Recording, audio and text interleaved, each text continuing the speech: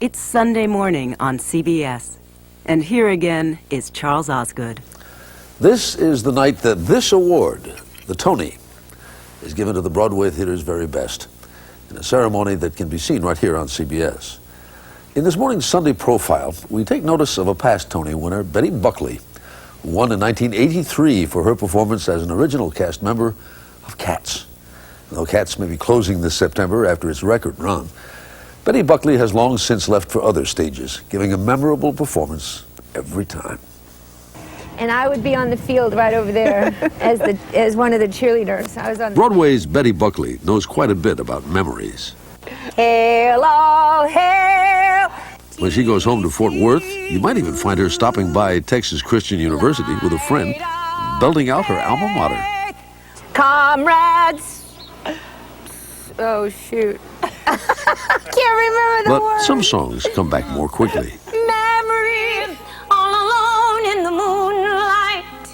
I can smile at the old Indelibly, perhaps. I was beautiful then. Betty Buckley and Memory from Cats, a great moment in Broadway musical theater.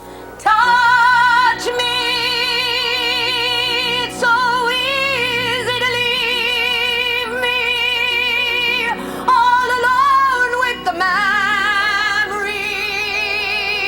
of my days in the sun. Buckley still sings Memory. For her, it is the jewel in her songbook. For one thing about memory, I mean, obviously, the older you get, the more memories you have, and the more the word means to you. I think it's more subtle now. It was a real cry of the heart when I was, younger. The need and the longing of the character was just huge, I recall. As was Buckley's longing for the stage. How far back does your aspirations as an actress go? Did you know when you were a child? I first sang when I was 2, and I first saw in church. I don't remember that. My mom says they stood me up in church and had me sing when I was 2. When I was 11, she took me to see my first piece of musical theater, which was Pajama Game at the Casa Manana Summer Musicals in Fort Worth. And I remember where I was sitting on the aisle, the exact point in the theater. I still go back and visit it from time to time to recall that experience. Which she did with her mother, Betty Bob Buckley, not long ago. And I remember this energy going up through the top of my head and kind of turning back and looking at me and saying, that's it. That's what you're going to be doing for the rest of your life. And I'm glad. And she has. I know a place where dreams are born and time is never planned. It's not. With fierce determination, Buckley studied and worked her way onto the stage. She did a stint as Miss Fort Worth. Never doubting her talent, she was on her way to a show business career, but not without obstacles, including the objections of her father, a strict military man. Was he entirely supportive of the idea of going into show business? No, he was completely opposed to my being an actress. He thought that I had a fine mind, and he really stressed education, and he thought it was a very superficial business and gave my mother a very rough time about her love and fascination with show business, and did everything he could to stop me. Buckley's strong-willed mom, a former dancer and public relations executive, knew there was little that was going to stop Betty. Well, I knew she had a lot of pizzazz, I think. I knew she was capable of doing whatever she wanted to do. One of Buckley's first roles in Fort Worth was in Gypsy, as Dainty June, the daughter of Mama Rose, the theater's quintessential stage mother. When I played Dainty June, I watched our Mama Rose very carefully, and I thought, I will play this role someday. I will do this part. You'll be swell, you'll be great. It all came full circle 35 years later at New Jersey's Paper Mill Playhouse, when she played Mama Rose. Everything's coming off roses. Had she been an understudy for the role her whole life? That is an ongoing debate for mother and daughter. I tried to give her opportunities. I did not push her. If she wanted to do something, I tried to make it possible. But I did not say, you've got to go do this. No, you better not disagree. It's okay that you were a stage mother. I wasn't, though. You were, and I'm grateful that you were a stage mother. Whatever Mama did, it paid off. By the time she was 21, Betty Buckley had an agent, moved to New York, and immediately had her first Broadway tryout. I was the last girl to audition on the last day of auditions for 1776, the musical, and I got the job, you know, that day. It was so exciting, and was promptly in rehearsal. So you were out Broadway within the first day you got to New York, you got a part. I did. It was a pretty amazing story. 1776 was a hit, and other stage roles followed. Then it was on to Hollywood to play Abby, a suburban TV mom in the popular series 8 is Enough. Turkey's traditional for Christmas Day, didn't you know that? There were movie roles in Carrie and Tender Mercies. Back to Broadway and a Tony Award for Cats. She is right there at the top. I mean, whomever you think of as great, she is the equal thereof. John Simon of New York Magazine is one of the theater's toughest critics. Betty Buckley meets his high standards. The really great singers, of whom there are not many, sing from the gut.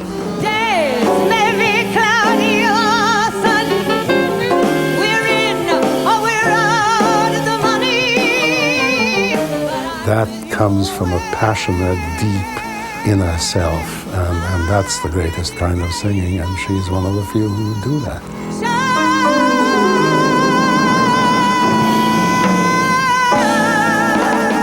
Not all Buckley's memories are golden. She had the starring role in one of Broadway's biggest flops, the musical version of the film Carrie. The show closed just days after it opened. You didn't see Carrie? Mom. You didn't even invite me to that one. I didn't? No, because Why I don't not? think you Well, thought no, it didn't come last along very long. That's why I didn't get to invite you. After Carrie, Buckley's musical theater career was put on hold for 8 years. Buckley taught and performed in concerts. Careful the wish you make, wishes are children. In the older days, people would have written shows for her, especially for her, and she would have been fabulous, and she would have been the star to handle stars. With one look, I can break your heart. With one look, I play every part.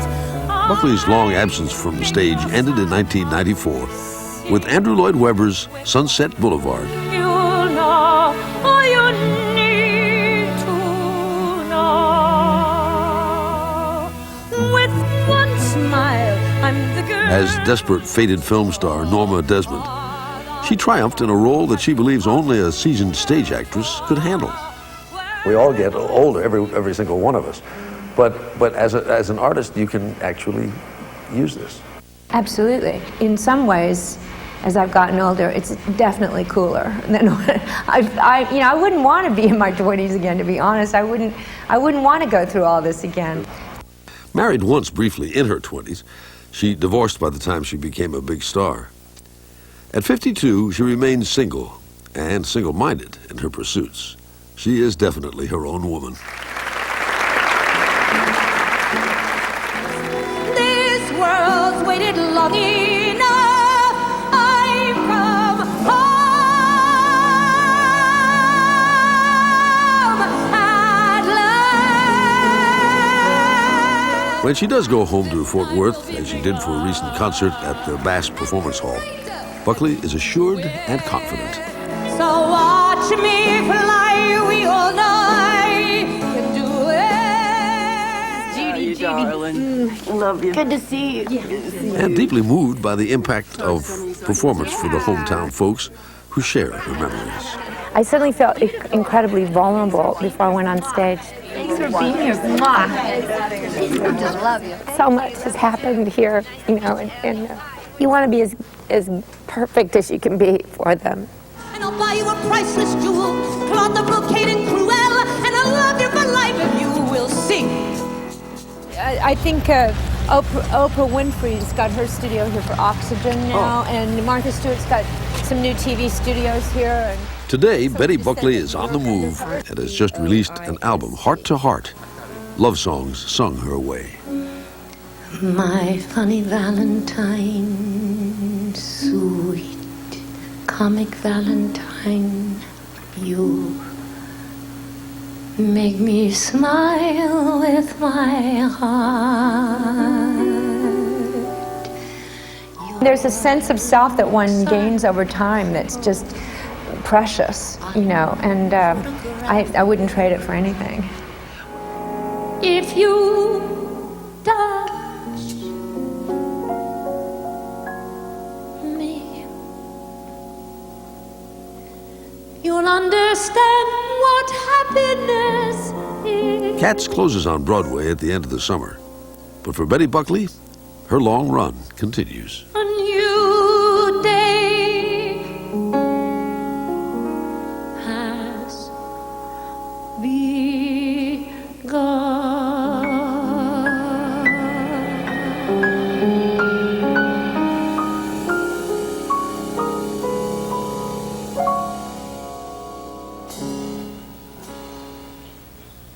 Ahead, we ship out on a Sunday morning diversion.